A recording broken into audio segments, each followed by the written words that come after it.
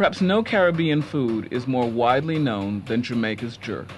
Well, jerk, for many people, certainly many people outside of Jamaica, is emblematic of Jamaican cooking. There is probably no dish more connected with Jamaica by non-Jamaicans than jerk. And the wonderful thing about jerk is it does have such a rich and deep culinary background and culinary history. From the Maroons to the present day, you can read the history of the Jamaican table through jerk. Our culinary adventure takes us to Scotchie's, a Kingston eatery. So welcome to Scotchie's. Let's go see what's cooking. Where we watch as the dry rub is prepared and seasons the pork before it is placed on the grill. Well, he's going to combine the special spice, secret formula spice, and the salt, and then do the dry rub on the pork, and then add the wet rub. The first stage of the seasoning process is the dry rub.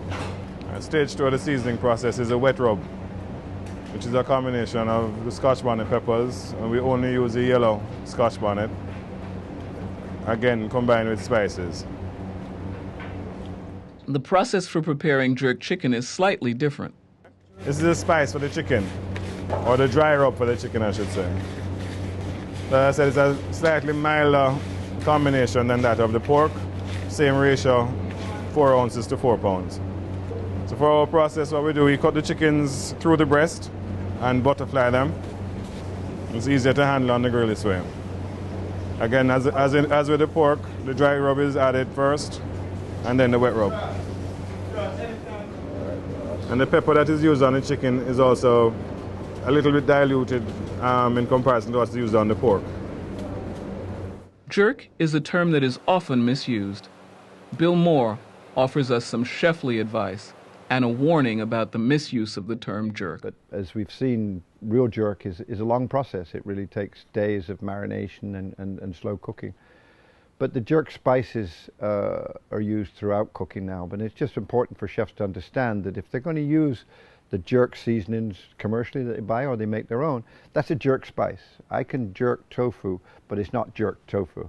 It's jerk seasoned or jerk spiced tofu as opposed to jerked. If you don't cook it over pimento wood and you don't slow cook it, it's not jerk, and don't call it jerk. While the jerk is slowly cooking, yams and sweet potatoes are being roasted as accompaniments, as are charring green cannonballs of breadfruit. It's time to eat. So this is real jerk. Slow, long, low, wonderfully cooked, beautifully done. And also, I didn't realize the role the wood played. The wood is incredible. I always knew about the spices and so on, but that's a whole yeah. role of the. I mean, people who do barbecue in the States know the difference between hickory and so. You know. And this big part in the States. Absolutely. All right. Absolutely. There you go. I can't wait.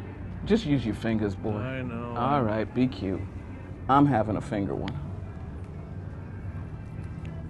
That's great. Well, now here at Scotchie's, they do not only jerk pork, but jerk chicken and jerk pork sausage and jerk chicken sausage. So we've got a whole range of things. The pork is the classic. The chicken is newer, if you will. They also do fish at Scotchie's, which is interesting. But this is your range. Now, the traditional accompaniment, fried dough, called festival. An extraordinary thing. And then to start it out, we have one of those classic Jamaican soups. We have some pepper pot here.